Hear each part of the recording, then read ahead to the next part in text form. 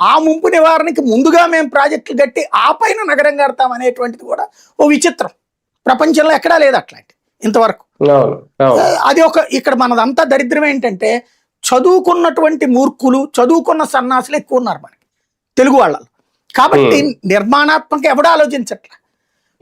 రాజధాని కావాలన్నప్పుడు సెంట్రస్ పాయింట్ అన్నప్పుడు కరెక్ట్, నువ్వు విజయవాడ, గుంటూరు, అమరావతి ఇదంతా కలుపు ఒకటి. లేదా జగన్ చెప్పినట్టు మచిలీపట్నం, విజయవాడ, గుంటూరు, అమరావతి ఇవన్నీ కలిపి అని చెప్పు. కానీ ఇటు ఈయనేమో అసలు అబ్బెబ్బే సెల్ఫ్ సస్టైనబుల్ ప్రాజెక్ట్ అంటాడు, 1000 కోట్లు అప్పు తెచ్చిపోస్తాడు.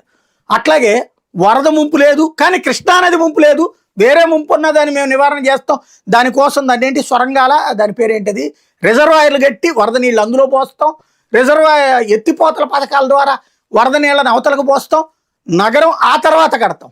ఏంది ఇది? సెక్రటేరియట్లు కడతాం, ఎన్ని 25 టవర్లు 50 టవర్లు.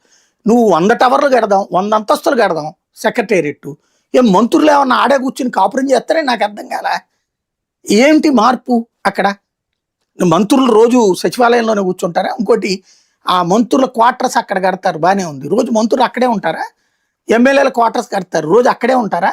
ఇక అసెంబ్లీ నియోజకవర్గాలు వాళ్ళు ఎలా దగ్గరికి పోరా? ఏంది ఈ స్టేట్మెంట్లు ఏంటి? ఇది దీంతో ఏదో జరిగిపోతుంది, అధికారులు అక్కడే ఉంటారు, దాంతో అద్భుతం జరిగిపోతుందంట. పొద్దునుండి రాత్రి దాకా రాత్రి పగలు 24 గంటల